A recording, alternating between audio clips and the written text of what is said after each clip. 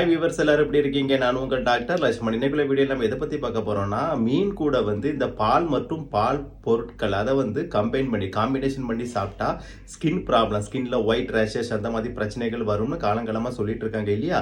இது உண்மை தானா? இது சயின்டிஃபிக்காக இது ப்ரூவன் தானா? அதை பற்றி இன்னைக்குள்ள வீடியோவில் பார்க்க போகிறோம்.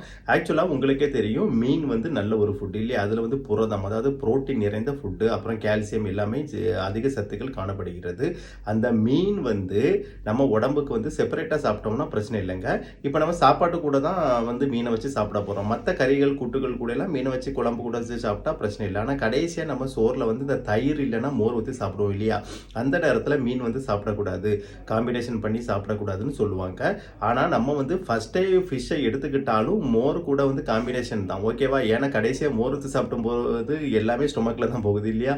அதனால அதை பற்றி யாரும் மைண்ட் பண்ணுறது இல்லை. கடைசியாக மோர் கூட மட்டும் சாப்பிடக்கூடாது சொல்லுவாங்க. இது ஒரு இதில் பெரிய அளவு உண்மை இல்லைங்க. ஏன்னு கேட்டாச்சுன்னா, ஒன்றில் சாப்பிடக்கூடாதுன்னா ஃபுல்லாக அவாய்ட் பண்ணணும். கடைசியாக மோர் கூட மட்டும் சாப்பிடக்கூடாதுன்னு சொல்கிறது என்னது? அது ஒன்று.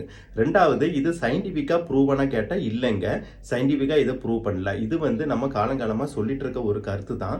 ஆனால் சயின்டிஃபிக்காக இன்னொன்று சொல்கிறாங்க. என்னென்னு பார்த்தீங்கன்னா, இப்போ நான் ஏற்கனவே சொன்ன மாதிரி மீனோ இல்லைன்னா மோர் இல்லைன்னா பால் பொருட்கள் எதுனாலும் சரி தான், அதை சாப்பிடும்போது ஸ்கின் டிசீஸ் வந்துன்னா அது ஜெனரலாக அந்த ஃபுட்டு நம்ம பாடிக்கு ஒத்துக்காமல் வரக்கூடியதானே தவிர, இப்போ மீன் மோர் வச்சு சாப்பிடக்கூடிய எல்லாத்துக்குமே வெட்டிலிகோ மாதிரியான ஒயிட் ரேஷஸ் ஸ்கின்ல வரணும்னு அவசியமே கிடையாதுங்க. ஏன்னா சயின்டிஃபிக்காக இது ப்ரூவனே பண்ணலை, ஓகேவா?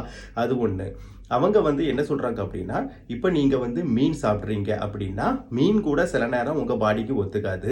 அப்படி ஒத்துக்காம ஸ்கின் ப்ராப்ளம், மற்ற சில ப்ராப்ளங்களை உண்டு பண்ணும். அதே மாதிரி பாலில் இருக்கக்கூடிய லாக்டோஸ் அதுவும் சிலவங்களுக்கு ஒத்துக்காது. அதனால ஸ்கின் டிசீசஸ் வரலாம், அலர்ஜிக் ரியாக்ஷன். வேற ஒன்றும் இல்லைங்க, அலர்ஜி தான். உங்களுக்கே தெரியும், காமனாக எந்த ஃபுட்டு சாப்பிட்டாலும் உங்களுக்கு ஒத்துக்காதவங்களுக்கு அலர்ஜி வந்துடும், ஓகேவா? ஒரு காமன் ஃபுட்டாக கூட இருக்கலாம். அதனால அந்த ஒரு கான்செப்டின் அடிப்படையிலே தான் மீனும் தயிர்லாம் சாப்பிடும்போது வருதே தவிர, இந்த காம்பினேஷனால தான் விட்டிலிகோ மாதிரியான ஒயிட் ரேஷஸ் வருதுன்னு சயின்டிஃபிக்காக ப்ரூவன் ஆகலை, ஓகேவா? இதை நம்ம கவனத்தில் எடுத்துக்கொள்ள வேண்டும். இப்போ பார்த்தீங்கன்னா, மீன் நல்ல ஃபுட்டு. ஸோ மீனை நீங்கள் தவறாமல் உணவுல எடுத்துக்கணும். அதே மாதிரி கேர்டு, மில்க் அதுவும் நல்ல ஃபுட்டு. ஏன்னா கால்சியம்லாம் அதிக அளவு இருக்குது. அதுவும் நீங்கள் தவறாமல் எடுத்துக்கணும்.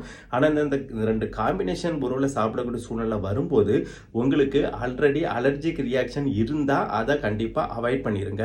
இல்லைன்னா நீங்கள் பிரச்சனை இல்லை. ஏன்னு கேட்டாச்சுன்னா சயின்டிஃபிக்காக அது ப்ரூவன் பண்ணலை. அதுக்கு வேண்டி கம்பல்சரியாக சாப்பிட வேண்டிய அவசியமும் இல்லை, ஓகேவா? இப்போ மீனையும் பாலையும் நான் கம்பல்சரியாக சாப்பிட போகிறேன், மீனையும் மோரையும் நான் கம்பல்சரியாக சாப்பிட போகிறேன்னு சாப்பிடாதீங்க.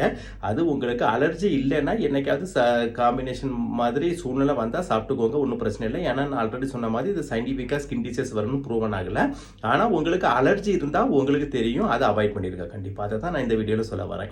நம்ம பொதுவாக இந்த வீடியோவில் ஃபுட்டை பற்றி பார்த்துட்டு இருக்கோம். நல்ல ஃபுட்டு எது, எது தீயது அதெல்லாம் பார்த்துட்டு இருக்கோம் இல்லையா? நம்மளுடைய நோக்கமே நல்ல ஃபுட்டை சாப்பிட்டு ஹெல்த்தாக இருக்கக்கூடிய வேலை தான் நம்ம செஞ்சுட்டு இருக்கோம் இல்லையா? அது நீங்களும் என் கூட சேர்ந்து அந்த வேலையை பார்த்துட்டு இருக்கீங்க. எனக்கு மிக்க மகிழ்ச்சி. இப்போ நான் இந்த வீடியோவில் சொன்ன மாதிரி மீன் அண்டு மில்க் ப்ராடக்ட்ஸ் இதை ஃபைனலாக என்ன சொல்ல வரேன் அப்படின்னா, நீங்கள் கம்பல்சரியாக சாப்பிடணும்னு சாப்பிடாதீங்க. உங்களுக்கு அலர்ஜி இருந்தால் சாப்பிடாதீங்க, ஓகேவா?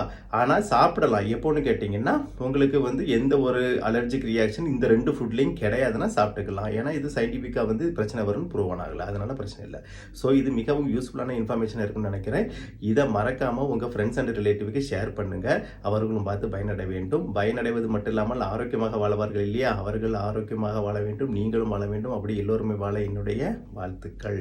இதுவரைக்கும் என்னோட சேனலை சப்ஸ்கிரைப் செய்யணும்னா சப்ஸ்கிரைப் பண்ணுங்க. மறக்காம உங்க ஃப்ரெண்ட்ஸ் அண்ட் ரிலேட்டிவ்க்கு ஷேர் பண்ணுங்க. அவர்களும் பார்த்து பயனடைய வேண்டும். மீண்டும் அடுத்த வீடியோவில் சந்திப்போம். அது வரைக்கும் பாய்.